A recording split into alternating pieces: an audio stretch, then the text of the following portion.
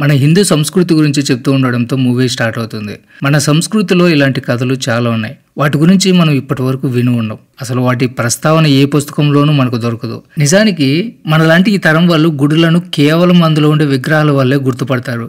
కానీ అసలు నిజం ఏమిటంటే ఒకప్పుడు డ్రాగన్లు, డైనోసార్ల కంటే ముందు ఒక ప్రపంచం ఉండేది. అక్కడ ఎన్నో రకాల విచిత్రమైన ప్రాణులు తిరిగేవి.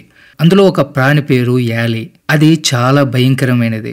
నాచీనూర్ అనే ఒక పాత పుస్తకంలో ఈ యాలి గురించి వివరంగా రాసి ఉంది. ఇప్పటికీ ఎన్నో పురాతన గుడుల మీద ఈ యాలి విగ్రహాలు మనకి కనిపిస్తాయి.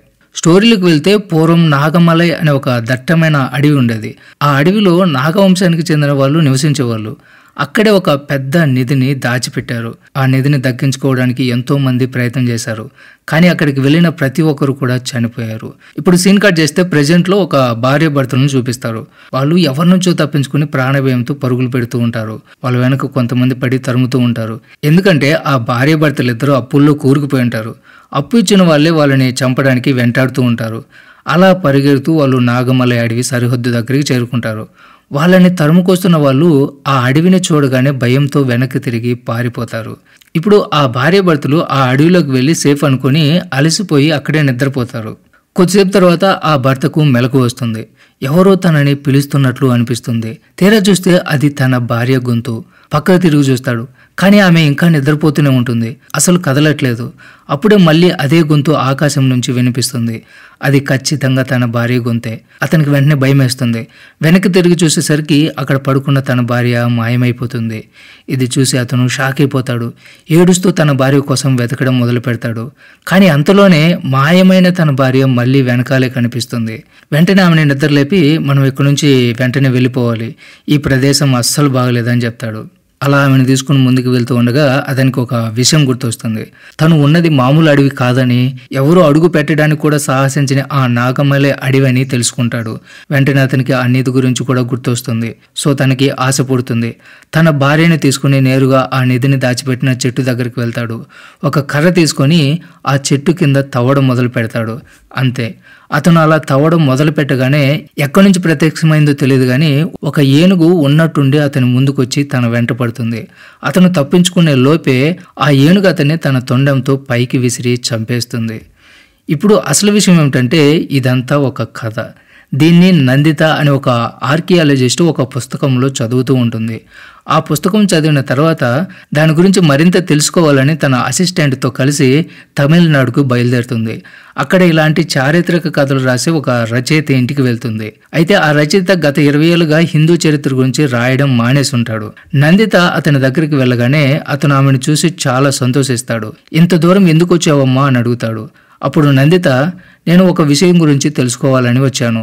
చాలా ఏళ్ల క్రితం మీరు నందివర్మ అనే వ్యక్తి గురించి ఒక పుస్తకం రాశారు. నాకు ఆ పుస్తకం కావాలి అని అడుగుతుంది. ఆ పేరు వినగానే ఆ రచయిత ముఖం మారిపోతుంది. వెంటనే ఇక్కడి నుంచి వెళ్ళిపో అని కోపంగా అంటాడు. కానీ నందిత అతన్ని రెచ్చగొట్టడం మొదలు పెడుతుంది. ఏంటి, ఆ పుస్తకాన్ని చదివించే ధైర్యం కూడా మీకు లేదా అని అంటుంది. ఆ మాటలతో అతనికి ఇంకా కోపం వస్తుంది. వెంటనే ఆమెను తన ఆఫీస్ రూమ్లోకి తీసుకెళ్తాడు. అక్కడ ఆ పుస్తకాన్ని తీసి ఆమె చేతిలో పెట్టి, ఇది ఆఖరి కాపీ, వర్మన్ గురించిన ప్రతి విషయం ఇందులో ఉంది అని చెప్తాడు. నందిత ఆ పుస్తకం చదవడం మొదలు పెడుతుంది. అప్పుడు మనకి అసలు కథ తెలుస్తుంది. వర్మన్ నిజానికి ఒక కాలేజీ స్టూడెంట్. కానీ అతను కూడా నాగమలై నిధిని ఎలాగైనా దక్కించుకోవాలనే బలమైన కోరిక ఉండేది. అందుకే సహాయం కోసం అతను కూడా ఒక ఆర్కియాలజిస్ట్ని కలుస్తాడు. కానీ ఆ ఆర్కియాలజిస్ట్ మాత్రం ఆ నిధికి సంబంధించిన వివరాలు చెప్పడానికి ఇష్టపడడు. అప్పుడు వర్మన్, మీరు నాకు ఆ నిధికి దారి చెప్తే ఇందులో మీకు కూడా లాభం ఉంది. ఒకవేళ నేను ఆ నిధిని తీసుకురావడంలో సక్సెస్ అయితే అందులో కొంత వాటా మీకు కూడా ఇస్తాను అని ఆశ చూపిస్తాడు. అంతేకాదు, నా దగ్గర మ్యాప్లో ఒక భాగం ఉంది, రెండో భాగం మీ దగ్గర ఉందని నాకు తెలుసు. నేను దాన్ని ఫాలో అవుతూ అక్కడికి ఎలాగోలా చేరుకుంటాను అని కూడా చెప్తాడు. ఆ మాటలకు ఆర్కియాలజిస్టు అక్కడికి వెళ్ళడం ప్రాణాలతో చెలగాటమాడటమే అని హెచ్చరిస్తాడు. దానికి వర్మన్, మా నాన్న కూడా చాలా ఏళ్ల క్రితం ఇదే నిధి కోసం వెళ్ళి ప్రాణాలతో తిరిగి రాలేదు అని చెప్తాడు. కానీ నేను మాత్రం ఆ నిధిని ఖచ్చితంగా కనిపెడతాననే నమ్మకం నాకుంది. నేను నా టీంతో కలిసి అక్కడికి వెళ్తున్నాను. మీరేం కంగారు పడకండి, నేను ఆ నిధిని దొంగిలించగలను. ఎందుకంటే నా టీం మెంబర్స్ దగ్గర నా దగ్గర GPS ట్రాకర్లు ఉన్నాయి. మేము ఎక్కడుంటామో మీరు చూడొచ్చు అని భరోసా ఇస్తాడు. ఆ మాటలు విన్న తర్వాత ఆ ఆర్కియాలజిస్టు అతని పట్టుదలను చూసి ఒప్పుకుని తన దగ్గరున్న రెండో మ్యాప్ను అతనికి ఇచ్చేస్తాడు. సో ఇప్పుడు వర్మన్ ఒక టీంని తయారు చేస్తాడు. అందులో రామ్, రమ్యన్, క్యాథరిన్, కిషోర్ అనే నలుగురిని తీసుకుంటాడు. వీరికి దారి చూపించడానికి ఒక లోకల్ గైడ్ను కూడా మాట్లాడతాడు. అందరూ కలిసి కారులో ప్రయాణం మొదలు పెడతారు. కొంత దూరం వెళ్ళిన తర్వాత కారు ఆపి నడక మొదలు పెడతారు. కానీ వాళ్ళ లోకల్ గైడు వాళ్ళని కావాలనే దారి తప్పించడానికి ప్రయత్నం చేస్తాడు. ఇది గమనించిన కిషోర్ దగ్గరున్న ఒక పాత పుస్తకంలో ఆ అడవికి సంబంధించిన మ్యాప్ ఉంటుంది. అతను ఆ పుస్తకాన్ని ఫాలో అవుతూ వాళ్ళని తనతో పాటు రమ్మని చెప్తాడు. అతని మాటలు నమ్మి టీం మొత్తం అతని వెంటే వెళ్ళడం మొదలు పెడుతుంది. అప్పుడు రాము ఈ విషయం వర్మన్కు తెలిస్తే మనందరినీ చంపేస్తాడు అని భయపడతాడు. దానికి కిషోర్, మనకు నిధి దొరికిన తర్వాత వర్మన్కు ఈ విషయం తెలియాల్సిన అవసరమే లేదు. మనం ఆ నిధిని మనలో మనమే పంచుకుందాం. ఈ గైడ్కి కూడా తన వాటా ఇచ్చేద్దాం అని ఒక ప్లాన్ చెప్తాడు. అందరూ ఆ ప్లాన్కు ఒప్పుకొని నిధి కోసం వేరే దారిలో వెళ్ళడం మొదలు పెడతారు. అయితే ఇదంతా ఒక పక్షి పైనుంచి గమనిస్తూ ఉంటుంది. సీన్ కట్ చేస్తే వర్మన్ ఒక నది ఒడ్డున కూర్చుని ఉంటాడు. అప్పుడే అతని దగ్గరికి ఒక కోతి వస్తుంది. దాన్ని చూసి అతను భయపడి పరిగెడతాడు. అంతే, ఒక కోతుల గుంపు మొత్తం అతను వెంట పడుతుంది. వాటి నుంచి తప్పించుకోబోయి అతను ఒక పెద్ద గొయ్యిలో పడిపోతాడు. తర్వాత రాత్రి అవగానే ఆ టీము విశ్రాంతి తీసుకోవాలని నిర్ణయించుకుంటుంది. మంట వేసుకుని పక్కనే టెంట్లు వేసుకుంటారు. ఎప్పటికీ ఆ నిధి దొరుకుతుందా అని మాట్లాడుకుంటూ ఉంటారు. ఆ తర్వాత వాళ్ళు నిద్రపోయిన తర్వాత వాళ్ళు లోకల్ గైడ్ మెల్లిగా లేచి వాళ్ళ టెంటులోని మ్యాప్ని చూసేస్తాడు. దాంతో నిధికి వెళ్ళే అసలు దారి అతనికి తెలిసిపోతుంది. తర్వాత మరుసటి రోజు ఉదయం ఆ గైడ్ వాళ్ళని కావాలనే దారి తప్పిస్తాడు. ఏనుగులు ఉండే అడవికి బదులుగా పులులు తిరిగే దారిలో తీసుకెళ్తాడు. అప్పుడే ఒక ఆర్మీ డ్రెస్ వేసుకున్న వ్యక్తి వాళ్ళని దూరం నుంచి చూసి ఆశ్చర్యపోతాడు. అసలు ఇతను ఎవరు, ఇక్కడ ఏం చేస్తున్నాడు అనేది మనకి తర్వాత తెలుస్తుంది. ఆ గైడ్ వాళ్ళని ముందుకు తీసుకెళ్తుండగా వాళ్ళ ముందు ఒక పులి ప్రత్యక్షమవుతుంది. దాన్ని చూడగానే అందరూ భయంతో చెల్లాచెదురుగా పారిపోతారు. ఆ పులి వాళ్ళని చంపడానికి వెంబడిస్తుంది. ఆ భయంతో వాళ్ళు ఒకరికొకరు దూరమైపోతారు. ఇటువైపు రమ్య ఒంటరిగా మిగిలిపోయి ఫోన్ సిగ్నల్ కోసం ప్రయత్నం చేస్తూ ఉంటుంది. కానీ అప్పుడే ఒక వింత పురుగు వచ్చి ఆమె చెవులో దూరిపోతుంది. ఆమె విలవేలాడుతూ కింద పడి స్పృహ కోల్పోతుంది. మరోవైపు కిషోర్, రామ్ తమ స్నేహితుల కోసం వెతుకుతూ ఉండగా వాళ్ళ ముందు ఒక ఏనుగు వస్తుంది. భయంతో ఇద్దరు పరుగులు తీస్తారు. రామ్ వెంటనే ఒక చెట్టు ఎక్కేస్తాడు. దాంతో ఆ ఏనుగు అతన్ని పట్టుకోలేక అక్కడి నుంచి వెళ్ళిపోతుంది. ఏనుగు వెళ్ళిపోయిన తర్వాత రామ్ నెమ్మదిగా చెట్టు దిగుతాడు. ఇటువైపు వర్మన్ అడవిలో వెతుక్కుంటూ అతనికి స్పృహ తప్పిపడి ఉన్న రమ్య కనిపిస్తుంది. ఆమెను లేపి కిషోర్ ఎక్కడా అని అడుగుతాడు. మరోవైపు క్యాథరిన్ ఒక నది ఒడ్డున ముఖం కడుక్కుంటూ ఉంటుంది. కానీ అప్పుడే వాళ్ళని వేటాడిన పులి అక్కడికి వచ్చి ఆమెపై దాడి చేసి చంపేస్తుంది. తర్వాత సీన్ కట్ చేస్తే ఆ రాత్రికి ఆ లోకల్ గైడ్ దొంగిలించిన మ్యాప్ సహాయంతో నిధి ఉన్న చెట్టు దగ్గరికి బయలుదేరతాడు. అతను ఆ మ్యాప్ను ఫాలో అవుతూ వెళ్తూ ఉండగా కొన్ని ఆత్మలు అతన్ని గమనిస్తూ ఉంటాయి. చివరికి అతను నిధి ఉన్న చెట్టు దగ్గరికి చేరుకుంటాడు. దాన్ని చూడగానే అతని కళ్ళల్లో ఆశ, ఆనందం కనిపిస్తాయి. కానీ అతను అత్యాశతో నిధి కోసం అక్కడ తవ్వబోతూ ఉండగా ఆ నిధిని కాపలా కాస్తున్న ఒక మాయా బల్యం గాలిలో తేలుతూ వచ్చి అతన్ని గుచ్చుకొని చంపేస్తుంది. అంటే ఆ నిధి వెనుక అత్యాశతో ఎవరు వచ్చినా సరే వాళ్ళ గతి ఇంతేనని స్పష్టమవుతుంది. ఇక్కడ కథ మళ్ళీ ప్రెజెంట్లోకి వస్తుంది. నందిత ఆ రచయితతో ఈ కథ సగంలోనే అయిపోయింది, ఆ తర్వాత ఏం జరిగిందో నాకు తెలియాలి అని అడుగుతుంది. నందిత మళ్ళీ ఆ పుస్తకం చదవడం మొదలు పెడుతుంది. అప్పుడు అసలు విషయం తెలుస్తుంది. ఆ అడవిలో ఎన్నో మాయాశక్తులు ఉంటాయి. అంతేకాదు అక్కడ గరుడు వంశానికి చెందిన వాళ్ళు కూడా ఉంటారు. వాళ్ళు పక్షుల రూపంలో ఆ అడవిపై తిరుగుతూ ఉంటారు. మనకి 3 పక్షులు కనిపిస్తాయి. అవి ఒకదానికొకటి మాట్లాడుకుంటూ ఉంటాయి. వాటిలో ఒకటి మగ పక్షి, 2 ఆడపక్షులు. వాళ్ళ లీడర్ మనం ఎలాగైనా సరే ఆ నిధిని దక్కించుకోవాలి అని చెప్తుంది. దానికి మిగతా పక్షులు అది ఎలా సాధ్యం, మన శత్రువులైన నాగులు దానికి కాపలా కాస్తున్నారు కదా అని అడుగుతాయి. అప్పుడు ఆ లీడర్, ఆ నిధి శివుడిది, ఆయన దయ వల్ల నాగులను మనం ఏం చేయలేం. అందుకే మనం నాగులు హాని తలపెట్టిన ఒక నాగవంశ వారసుని వెతకాలి. అతని ద్వారా మనం ఆ నిధిని బయటికి తీద్దాం. ఇప్పటికే ఒక నాగవంశ వారసుడు ఈ అడవిలోకి ప్రవేశించాడు అని చెప్తుంది. ఇక్కడ ఆ వారసుడు మరెవరో కాదు, మన వర్మనే. తర్వాత ఆ గరుడు వంశీయులు వర్మన్ ద్వారా ఆ నిధిని సంపాదించి నాగులను ఓడించి చంపాలని ఒక ప్లాన్ వేస్తారు. సీన్ కట్ చేస్తే వర్మన్ తనను మోసం చేసినందుకు కిషోర్ను ఒక చెట్టుకి కట్టేసి ఉంటాడు. అతని వల్లే ఒక అమ్మాయి వాళ్ళ గైడ్ చనిపోయారని కోపంతో ఉంటాడు. తర్వాత కిషోర్ను విప్పి ఇంకొకసారి నన్ను మోసం చేయాలని చూసావా, నేను చంపేస్తానని చివరి వార్నింగ్ ఇస్తాడు. ఆ తర్వాత మ్యాప్ తీసుకుని ఏ చెట్టు మీదైనా సరే పాము గుర్తు కనిపిస్తే నాకు చెప్పండి, దాని కిందే నిధి ఉంటుందని అందరికీ చెప్తాడు. అందరూ కలిసి చెట్లను వెతకడం మొదలు పెడతారు. అప్పుడే వర్మకి పాము గుర్తు ఉన్న ఒక చెట్టు కనిపిస్తుంది. దాని కిందే నిధి ఉందని అతను నమ్ముతాడు. వెంటనే ఆ ఆర్కియాలజిస్ట్కి ఫోన్ చేసి నిధి ఉన్న చెట్టుని నేను కనుక్కున్నాను అని చెప్తాడు. ఈ ఆర్కియాలజిస్ట్ వర్మన్కు ఏదో ముఖ్యమైన విషయం చెప్పాలని ప్రయత్నం చేస్తాడు. కానీ ఇంతలోనే నెట్వర్క్ ఫెయిల్ అయిపోయి కాల్ కట్ అయిపోతుంది.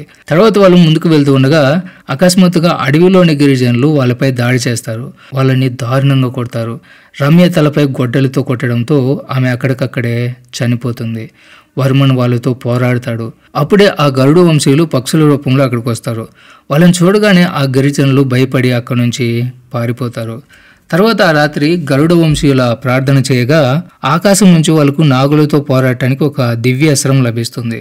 తర్వాత మరుసటి రోజు ఉదయం ఆ ఆర్కియాలజిస్ట్ వర్మన్తో మాట్లాడడానికి మళ్ళీ ప్రయత్నం చేస్తాడు. కానీ వర్మన్ అన్ని జీపీఎస్ ట్రాకర్లను ఆపేసి ఉంటాడు. దాంతో అతనికి కాంటాక్ట్ అవ్వదు. తర్వాత వర్మన్, కిషోర్, రామ్ ముగ్గురు కలిసి అడవిలో ఇంకా లోపలికి వెళ్ళడం మొదలు పెడతారు. అప్పుడే మనకి ఇంతకుముందు కనిపించిన ఆ ముసలైన వాళ్ళ ముందుకు వస్తాడు. అతను ఈ అడవి చాలా ప్రమాదకరమైనది, నాతో రండి, దీని చరిత్ర మొత్తం మీకు చెప్తాను అంటాడు. వాళ్ళు అతని మాటలు నమ్మి అతని ఇంటికి వెళ్తారు. అక్కడ ముసలైన ఆ నిధి వెనుకున్న అసలు కథ చెప్పడం మొదలు పెడతాడు. చాలా ఏళ్ల క్రితం ఇక్కడ కశ్యప ముని ఉండేవాడు. ఆయనకు కద్రువ, వినిత అనే 2 భార్యలు. కద్రువకు ఎంతో మంది నాగ సంతానం కలిగారు. అది చూసి వినిత అసూయపడి తనకు అంతకంటే శక్తివంతమైన సంతానం కావాలని కోరుకుంటుంది. ఆమెకి గరుత్మంతుడు జన్మించాడు. అప్పటి నుంచి ఆ 2 వంశాల మధ్య యుద్ధం మొదలైంది. పాములకు, పక్షులకు ఎప్పుడూ పడేది కాదు. అయితే నాగులలో ఒకడైన వాసుకి శివుడి మెడలో ఆభరణంగా ఉండేవాడు. ఆ బంధం వల్ల శివుడు ఎప్పుడూ నాగుల పక్షానే ఉండేవాడు. ఆయన వాళ్ళకు ఒక నాగమణిని బహుమతిగా ఇచ్చి దాన్ని కాపాడమని చెప్తాడు. ఎందుకంటే ఆ మణిని పొందిన వాళ్ళు ఈ ప్రపంచం మొత్తాన్ని శాసించగలరు. ఆ మణిని దక్కించుకోవాలని గరుడ వంశం నాగులపై దాడి చేసింది. నాగులు ఆ మణిని కాపాడడానికి ఆ అడవిలోనే ఒక నాగలోకాన్ని సృష్టించారు. అది ఎవరి కంటికి కనిపించదు. ఆ నాగలోకంలోకి ప్రవేశించాలంటే ఒక మాయా బల్లెం కావాలి. కేవలం ఒక నాగవంశ వారసుడు మాత్రమే దాన్ని ఉపయోగించి లోపలికి వెళ్ళగలడు. ఆ బల్లెం తరతరాలుగా కాపాడుతూ వస్తుంది. ఒకప్పుడు రావణుడు కూడా దాన్ని కాపాడాడు. రావణుడు వంశంలో ఆ బల్లెం ఉన్న చివరి రాజు పేరు వీరపుత్రన్. బ్రిటిష్ వాళ్ళు, అరబ్బులు కూడా ఆ బల్లెం కోసం వెతికారు. కానీ వీరపుత్రన్ వాళ్ళందరితో భయంకరంగా పోరాడాడు. అతను తన యుద్ధాల్లో అశ్వత్థామ అనే ఒక తన నమ్మకమైన అత్యంత ప్రమాదకరమైన ఏనుగును ఉపయోగించేవాడు. అశ్వత్థామ ఎంత ప్రమాదకరమైనదంటే అది ఎవరినైనా సరే చంపగలదు. తర్వాత యుద్ధంలో వీరపుత్రుని ఒంటరిగా మిగిలిపోయినప్పుడు అతని సొంత ప్రజలే అతన్ని చంపడానికి కుట్ర పన్నారు. ఈ విషయం వీరపుత్రునికి తెలిసి అతను కాళీమాత పూజను ఏర్పాటు చేసి అమ్మవారికి సంబంధించిన ఒక పవిత్ర గ్రంథాన్ని ఎవరికి దొరకకుండా అదే అడవిలో పాతిపెట్టాడు. కానీ అదే పూజలో ప్రసాదంలో విషం కలిపి అతనికి ఇచ్చారు. ఆ ప్రసాదం తిన్న వెంటనే వీరపుత్రుని అక్కడికక్కడే చనిపోయాడు. అతని నమ్మకమైన ఏనుగు అశ్వత్థామ యజమానిని కాపాడడానికి ప్రయత్నించినందుకు ఆ కుట్రదారులు దాన్ని కూడా చంపేస్తారు. అప్పటి నుంచి నిధి కోసం ఆశతో అక్కడికి ఎవరొచ్చినా కూడా వీరపుత్రన్, అశ్వత్థామ ఆత్మలు వారిని చంపేస్తూ ఉంటాయి. ఇప్పటి వరకు ఆ నిధి ఎవరికీ దొరకలేదు. తర్వాత ఈ కథ విన్న తర్వాత రామ్ ఆ ముసలాయనతో ఇదంతా నీ కట్టుకథలా ఉంది, నీ సొల్లాపు అంటాడు. కానీ అతను ఇది కట్టుకథ కాదు, ఎందుకంటే నేను వీరపుత్రన్ వంశానికి చెందినవాడినే, అందుకే ఈ కథ నాకు ఇంత బాగా తెలుసు అని సమాధానమిస్తాడు. ఈ మాట వినగానే వర్మన్ షాక్ అయిపోతాడు. కానీ వెంటనే అతను ఒక కత్తి తీసుకుని ఆ ముసలైన గొంతు కోసేస్తాడు. అతను అక్కడికక్కడే చనిపోతాడు. ఆ తర్వాత అతను గుడిలోకి వెళ్ళి ఏదో వెతకడం మొదలు పెడతాడు. ఒక పెట్టెలో అతనికి ఒక మ్యాప్ దొరుకుతుంది. దాన్ని చూడగానే తను ఎక్కడికి వెళ్ళాలో వర్మన్కి అర్థమైపోతుంది. అతని స్నేహితులు ఇద్దరు ఇది చూసి చాలా భయపడిపోతారు. తమను కూడా చంపేస్తాడేమో అని వణికిపోతారు. తర్వాత రామ్, కిషోర్ ముందుకు వెళ్తూ ఉండగా ఒక పెద్ద పాము కిషోర్ని పట్టుకుని అమాంతం మింగేస్తుంది. అది చూసి రామ్ ప్రాణభయంతో పరిగెడుతున్నప్పుడు ఎన్నో పాములు అతన్ని చుట్టుముట్టి కాటు వేసి చంపేస్తాయి. తర్వాత వర్మన్ కూడా అక్కడికి వెళ్తూ ఉన్నప్పుడు ఒక పెద్ద నాగుపాము అతని మీద దాడి చేయబోతుంది. కానీ అప్పుడే ఒక గరుడు పక్షి అక్కడికి వచ్చి ఆ పాముని తన పంజాలతో పట్టుకుని పైకి ఎత్తుకెళ్తుంది. వర్మన్కు ఏమీ కాకూడదు అనేది దాని ఉద్దేశం. తర్వాత ఇక్కడ కథ చదువుతున్న నందిత షాక్ అయిపోతుంది.